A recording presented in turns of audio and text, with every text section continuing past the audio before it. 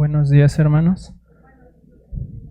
Vamos a tener nuestra breve meditación y a manera de contexto quiero recordarles lo que hemos visto anteriormente, que nos encontramos en una sección del libro de Isaías que presenta una serie de profecías en contra de las naciones paganas, pero que tiene el objetivo principal de despertar el corazón duro y rebelde del pueblo de Dios.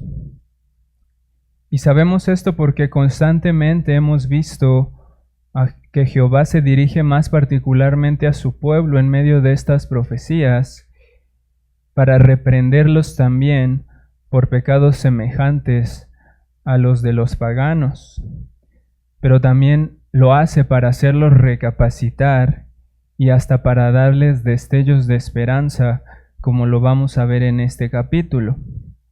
De manera que a lo largo de estos juicios que vemos en estos pasajes, no solo está presente la justa indignación de Jehová, sino que también su compasión por su pueblo. Vean conmigo el versículo 4 que dice: «Por esto dije, dejadme, lloraré amargamente, no os afanéis por consolarme de la destrucción de la hija de mi pueblo». Ahí está la compasión de Dios por su pueblo aún en medio del juicio que viene sobre él. Y aquí una vez más vemos cómo en medio de los juicios a las naciones, Jehová dirige una profecía y un juicio particularmente a Jerusalén, o para el valle de la visión, así es como llama a Jerusalén. Y de hecho también esta es la única de las profecías en las que Jehová se dirige a un individuo en particular, llamándolo por su nombre. En el versículo 15 se refiere directamente a Sebna. Y si se dan cuenta, hermanos, la profecía está dividida en dos secciones que comienzan con la misma pregunta. El versículo 1 dice: ¿qué tienes ahora que con todos los tuyos has subido sobre los terrados? Y el versículo 16 dice: ¿qué tienes tú aquí? ¿O a quién tienes aquí que labraste aquí sepulcro para ti? Como el que en lugar alto labra su sepultura, o el que esculpe para sí morada en una peña. Es la misma pregunta: ¿qué tienes tú? Y en mi opinión, es como si ambas secciones de la profecía siguieran el mismo patrón.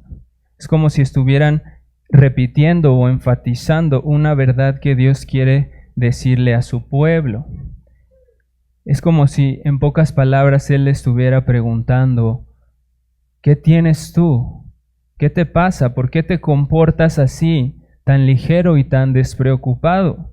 ¿Qué razones tienes tú para vivir así, entregado a la vanagloria y al deleite de tu pecado? Cuando más bien lo que deberías estar esperando es que venga sobre ti la destrucción. Y esto porque te has olvidado de mí, porque has dejado de mirarme a mí, porque has dejado de mirar mi pacto. Y ese es el patrón que se repite en las dos secciones. Eso es lo que yo alcanzo a percibir, por lo menos en la primera sección, cuando le dice: ¿qué tienes ahora con lo que con todos los tuyos has subido? ¿Qué tienes ahora que con todos los tuyos has subido sobre los terrados?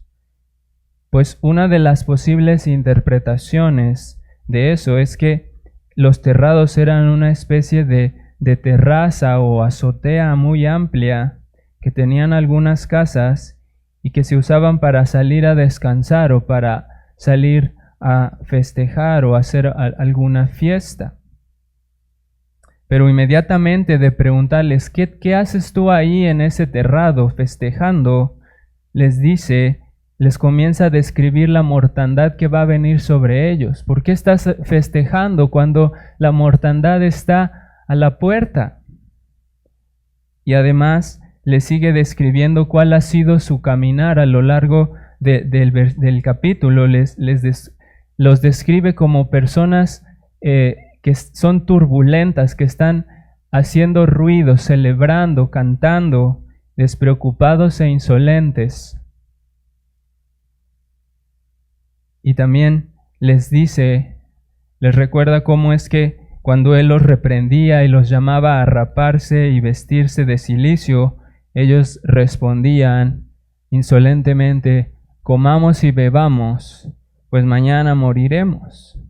Y eso implica un descaro impresionante, porque ellos sabían que la muerte los acechaba, sabían que les esperaba la destrucción, que los justos juicios de Jehová iban a venir, que él ya les había dicho que si se conducían así como las naciones vendría el juicio, pero aún así decían, pues de todas maneras nos vamos a morir. Comamos y bebamos, sigamos aquí en nuestros terrados, como si no hubiera mañana, como si no importara que mañana vamos a morir. Al mismo tiempo, tiene una profecía, la segunda parte del capítulo, una profecía que es contra Sebna, y es casi lo mismo, pero de una manera más concreta. Pues dice así el versículo 15, Jehová de los ejércitos dice así: ve, entra a este tesorero, a Sebna el mayordomo, y dile: ¿qué tienes tú aquí? ¿O a quién tienes aquí? Que labraste aquí sepulcro para ti, como el que en lugar alto labra su sepultura, o el que esculpe para sí morada en una peña. Y este hombre, Sebna, como algunos comentaristas lo mencionan, él era un funcionario muy importante, que era como el equivalente a un primer ministro, o en palabras más llanas, era el segundo al mando después del rey.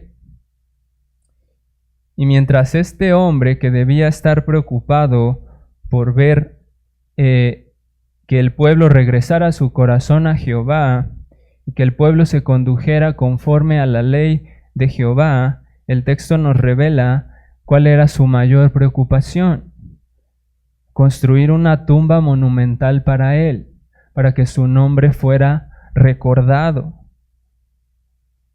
Él no quería servir a Jehová ni al pueblo de Jehová. Él estaba más preocupado por dejar un sepulcro labrado en la peña, al estilo de las grandes tumbas de los faraones, para que su nombre fuera recordado como una persona muy importante en el reino de Israel.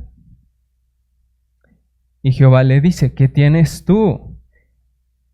¿Qué tan importante te crees tú? ¿Y para qué te preocupas tanto por hacerte un sepulcro lujoso? ¿Qué no sabes que serás llevado cautivo muy lejos de aquí? Serás aventado muy lejos como una bola y terminarás muriendo como esclavo lejos de tu imponente sepulcro labrado. Entonces, creo que la esencia de las dos reprensiones es la misma, que Jehová está reprendiendo a un pueblo que ha dejado de mirar a su Dios, un pueblo que una vez recibió visiones santas de Jehová, que veía a Jehová y seguía sus caminos, y ahora tenía la mirada puesta en sus propios intereses. Vean cómo dice el versículo 10, y contasteis las casas de Jerusalén, y derribasteis casas para fortificar el muro. Hicisteis foso entre los dos muros para las aguas del estanque viejo, y no tuviste respeto al que lo hizo, ni mirasteis de lejos al que lo labró. Es decir, cuando ellos veían que la calamidad estaba cerca, se esforzaban por fortificar sus muros, por fortificar su ciudad, por asegurar provisión de agua, por cavar pozos que les aseguraran agua por si los enemigos los asediaban. Pero dice, pero en todo eso, mientras tú te esforzabas por cuidarte, por protegerte, no me mirabas a mí ni de lejos. No mirabas ni de lejos al Dios que te creó, al que te sustenta, el que te dio la tierra prometida, el que te dio esta ciudad en la que vives y el que era tu sustento. Y creo que por eso es muy irónico que se dirija a ellos como el Valle de la Visión. Es una forma poética y muy potente para confrontarlos y decirles: ¿no se supone que ustedes eran mi pueblo, el pueblo que era guiado por mis visiones? ¿Dónde está entonces ahora su mirada? ¿Hacia dónde están apuntando ahora sus ojos? Porque a mí, que soy su Dios fiel y verdadero, no me miran ni siquiera de lejos, no me voltean a ver, no piensan en mí, no estoy en ninguno de sus pensamientos. Y en ese contexto les profetiza que él quitaría a Sebna de su cargo y pondría a otro siervo con un corazón diferente. Dice el versículo 20: en aquel día llamaré a mi siervo Eliaquim, hijo de Hilcías, y lo vestiré de tus vestiduras, y lo ceñiré de tu talabarte, y entregaré en sus manos tu potestad, y será padre al morador de Jerusalén, y a la casa de Judá, y pondré la llave de la casa de David sobre su hombro, y abrirá y nadie cerrará, cerrará y nadie abrirá, y lo hincaré como clavo en lugar firme, y será por asiento de honra la casa de su padre. Colgarán de él toda la honra de la casa de su padre, los hijos y los nietos, todos los vasos menores, desde las tazas hasta toda clase de jarros. Y espero que esto empiece a abrir nuestros ojos espirituales para que se posen en uno que es mejor que este Eliaquim, para que se posen en Cristo, el siervo sufriente de Dios, uno que tenía un corazón dispuesto a servir a Jehová y a su pueblo, no uno que venía a servirse a sí mismo como Sebna, sino uno que venía a hacer la voluntad de Dios. Sebna procuraba tener un sepulcro lujoso e imponente en la peña, y nuestro Señor Jesucristo procuró servir a su Dios hasta la muerte. Y cuando Él murió, Él no tenía un sepulcro lujoso donde pusieran su cuerpo. Él le prestaron un sepulcro. Los ojos y el corazón de nuestro Señor no estaban en las cosas de este mundo, sino en la gloria y la honra del Padre Celestial. Y entonces aquí la figura de Eliaquim nos apunta claramente a Cristo, pues es evidente cómo el Nuevo Testamento lo presenta a Él como un clavo firme, no como un clavo firme, sino como una roca firme, sobre la cual podemos descansar.